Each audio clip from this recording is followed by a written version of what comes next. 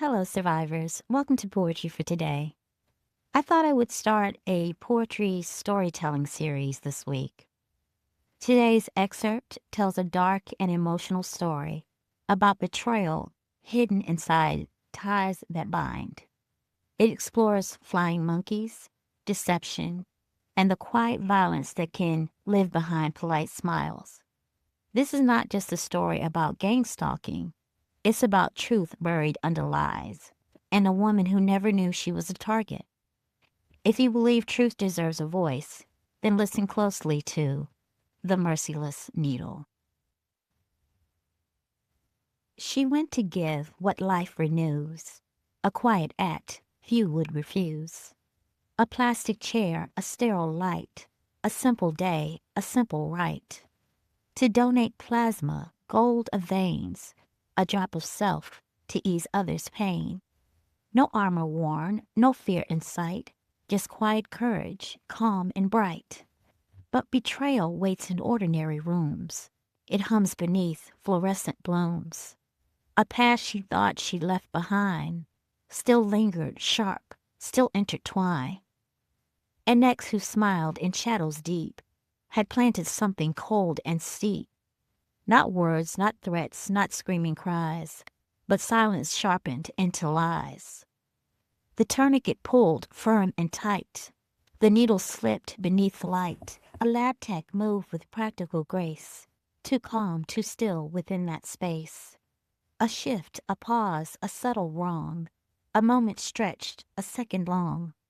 Something unseen, a quiet switch, a body caught inside the glitch. The dizziness like falling glass, the ceiling tilting as it passed. Her stomach churned, the room went thin. A storm began beneath her skin. The world dissolved in waves and white. She gagged and gasped for steady light. Vomiting truth her body knew, a silent scream that no one drew. Limbs went cold, her pulse turned wild. The edges closing, reason exiled. A drifting sense she might not stay. The breath itself could slip away. Almost gone in a borrowed chair, between the living and the air. A kindness turned into something grim. A planted edge, a dimming rim. Then sudden motion, voices near.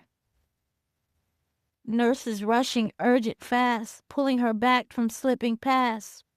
Pressure voices anchored light, a fragile warmth reclaimed by fight.